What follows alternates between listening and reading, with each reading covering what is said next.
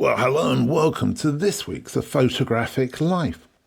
I was talking last week about how I'd been pulling books off the shelf and spending some time with them. And one of the books I also picked up off the shelf over the Christmas New Year period, but I didn't talk about last week, is called The Eye. And I'd like to talk a little bit about it. But first of all, I'd like to just kind of stress, I suppose, that I've never been a fan of photographers who talk to me about style, about having a style, about having to find a style. For me, that's a real problem because, like fashion, it's transitory. And the issue with style tends to be that it can go out of style just as quickly as it came in. What that means is that you'll end up with a body of work which is no longer relevant. Therefore, I always say to photographers, ditch the idea of style. Definitely don't listen to somebody else telling you you need a style, because I'll tell you, you don't. But what you do need is a visual language. You need an approach to your work which is true and personal to who you are, the life you've led, the work you enjoy, and so forth. But I'm sort of going to argue against myself a little bit here when I'm going to use the word aesthetic. And there is no doubt that an aesthetic can come from a visual language. In effect, I suppose, it's part of that visual language. But it's about the look of the photograph as much as the practice and the making and the thinking behind it. Well, one of the magazines which I think has had an absolutely consistent aesthetic for many years now is Kinfolk, which is an independent slow lifestyle magazine which is based in Portland, Oregon. It was founded in July 2011 by two couples, Nathan Williams and Katie Searle Williams and Doug and Paige Bischoff. It's a lifestyle magazine aimed primarily at young professionals, and it focuses on home, work, play, food and community through photo essays, recipes, interviews, profiles, personal stories and practical tips. It has an international pool of writers, photographers, designers who all contribute to it. And typically more than 50 individuals contribute to each issue. And each issue has a theme, such as party, design, influence, community, water, Scandinavia, intimacy, change.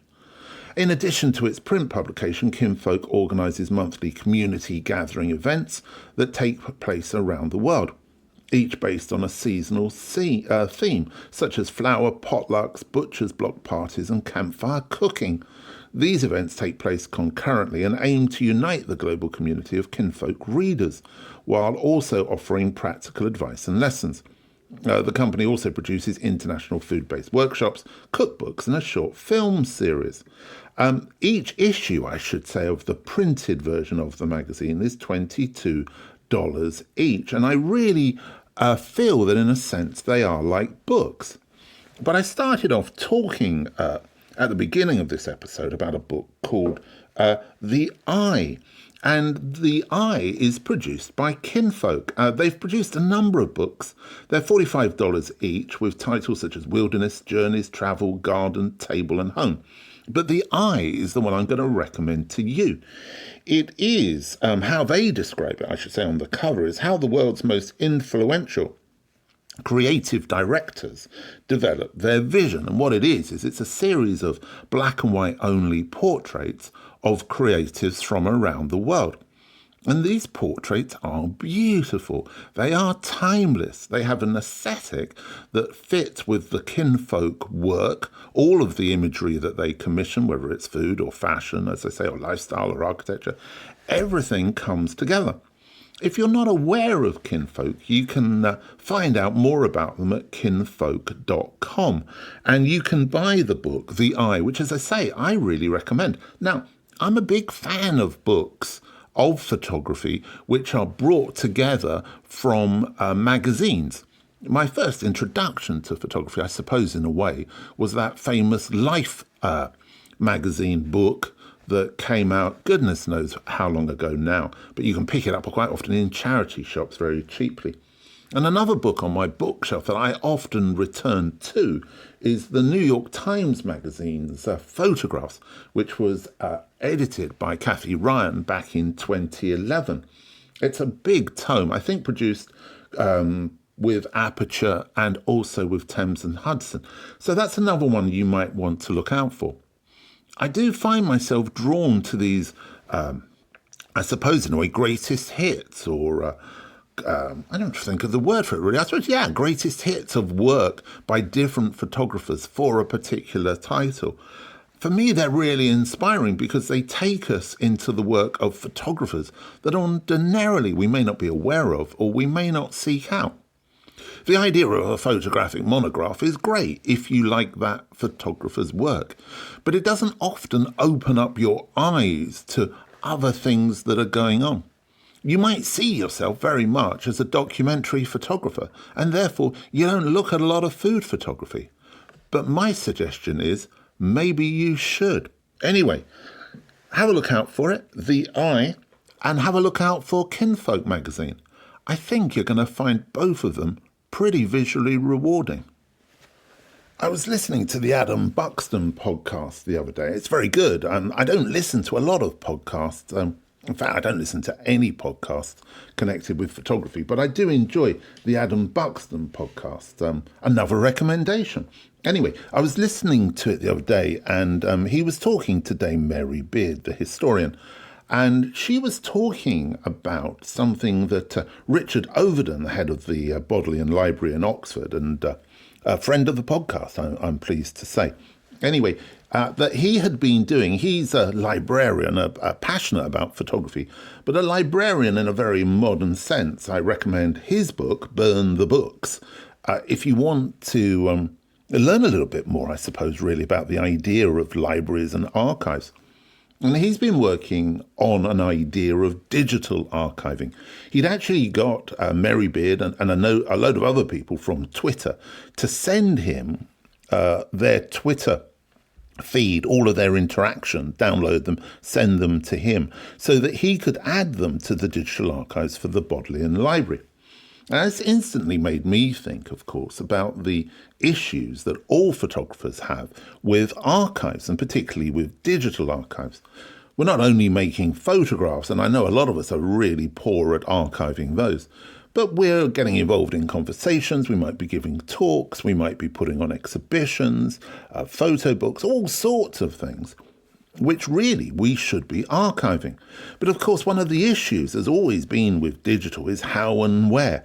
And there's all sorts of solutions for you out there, whether or not you want to keep them in the cloud.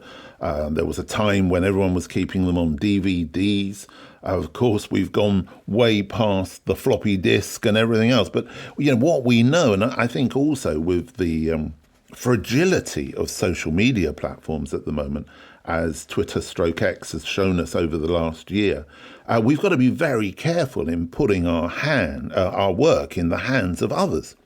The recent situation with Zuckerberg and Facebook and the political machinations which are going on behind the scenes with a number of these social media platforms and also mainstream publishing does mean that I think we need to take control of what we're doing. Now, I'm not here to give you answers or solutions to any of this, but I think what we do need to make sure is at the beginning of the year, we need to have a look back and see how well we were keeping our archives last year. If not very well, we need to tidy them up, that's for sure. And in this coming year, we need probably to do a little bit better. I have to say that I include myself there in the could do better category. But one of the things I'm trying to do a little bit better is promote things. And one of the things I want to let you know about is you may be aware that I wrote and run an MA, a Master in Arts in Professional Photography. And in using the word professional in its very, very broadest sense, an online-only MA through Oxford Brookes University in Oxford, where I'm the head of photography for undergraduate and postgraduate studies. So this MA is unlike any other MA. I believe you can do it online. You can do it over 1 year or 2 years. Everybody is welcome. The way in which you apply to come onto the course is by having a portfolio of work, of course, but also by writing a proposal of what you want to get from the course. Anything from 5 or 6 words to a few thousand, up to you. A conversation then begins because we have an interview and we discuss that proposal. And then we allow you to fulfill the expectations that you have from that further study, whatever they may be. Anyway, we also have an international teaching team, including a number of the voices that you hear here on the podcast. And you can be anywhere in the world. Don't worry about time zones. And we sort that out for you. So there you go. I think it should be something that will appeal to a lot of you. And we are running a webinar. So that's an online webinar. It's free to join. Which will be an opportunity for you to ask me questions and to find out more about the course in general. That webinar is on January the 23rd at 7 o'clock in the evening, London time. And to join that, you just need to go to the Oxford Brookes website and register for the webinar. You can also go to unitednationsofphotography.com. You'll see a story about it there, and there's a direct click-through link to take you straight to the registration. So I hope that's of interest, and I hope I get to see you, talk to you, and meet you in person. Well, kind of. I've mentioned previously that we've got some really interesting conversations coming up over the coming weeks. Focus very much on subjects, talking to photographers about specific things. And I've already started to record some of those conversations, and I can guarantee that they are going to be informative, educational, and I think very entertaining as well, because as always, they're loosely constructed conversations with no pre-arranged questioning or anything like that. They just flow along as the conversations on here always do. One of the conversations that I have had, which I'm not going to tell you too much about yet, but one of those conversations has led me to address something that I've been thinking about over a number of years. And I think very much ties in the conversation that Bill, Fiona and I had at the beginning of the year about the idea of photographers sort of taking control of what they're doing and also being very open-minded. So I've been looking at YouTube for some time now and grappling with how we would appear on it or deal with it, or should we, as United Nations of Photography.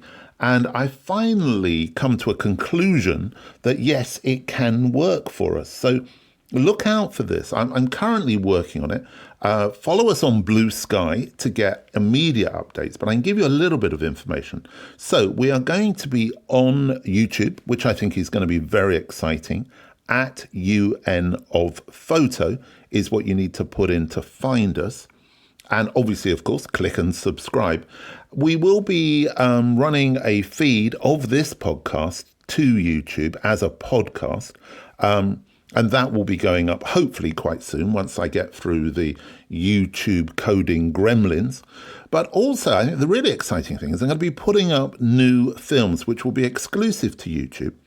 They're going to be running under the loose title of Snapshot. And I'm not going to tell you too much about it, but each film will deal with a specific photographic shoot, commission, experience that I've been involved with. And hopefully they'll be lighthearted and fun, because I think that's what we need at the moment, is a little bit of light relief. So look out for that. As I say, at UN of Photo, do please go there and subscribe, and hopefully we can try and grow that into just another platform and another aspect of what we do. And I can put up some films that maybe bring a little smile to your face. As it's the beginning of the year, I think it's always a good time to kind of reassess, isn't it? And perhaps start new things. I'm not talking about resolutions that only last for a couple of weeks, but sort of putting down some foundations for new ways of working that could take us in new directions or just improve the work we're currently working on.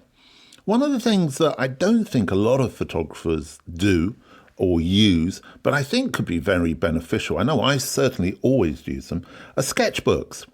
That idea of, or a notebook perhaps, call it a notebook. If a sketchbook sounds too much like taking you back to school days and having to draw a bottle of wine and make it look like a bottle of wine.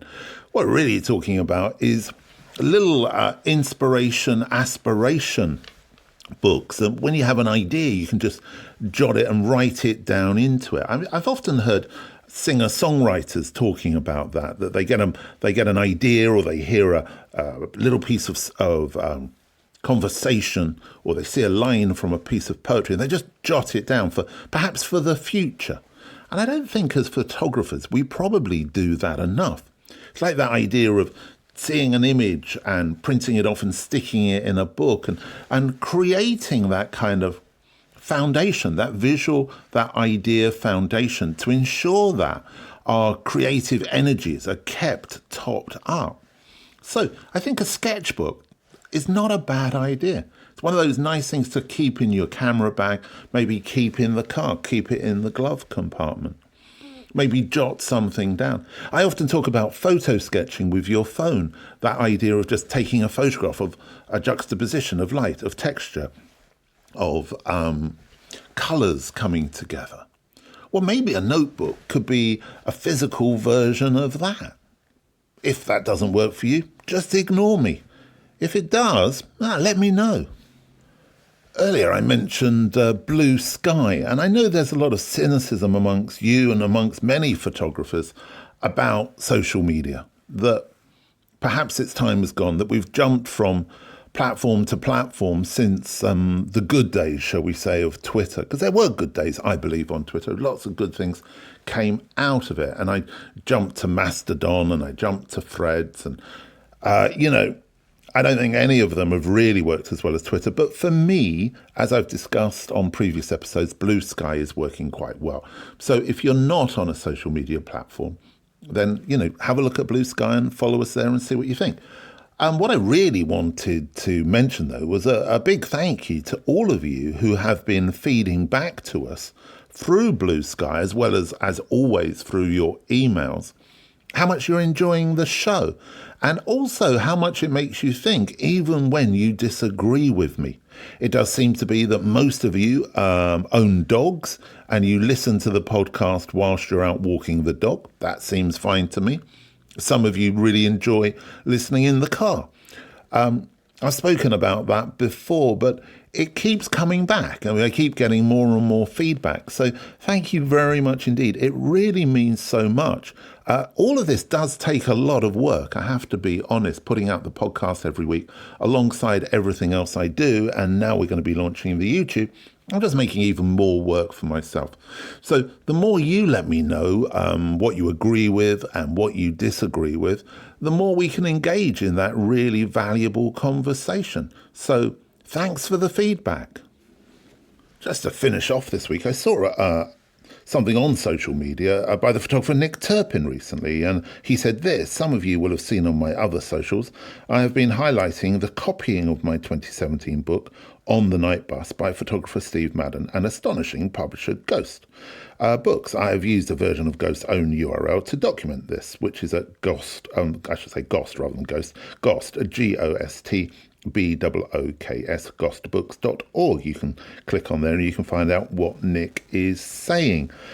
Raises a very interesting point, I think, about how much any photographer really owns the subject matter that they're documenting and the approach. I don't think I'm really going to comment on that at the moment, but maybe you'll like to have a look into it, and maybe that's something that Bill and I will discuss in a future episode.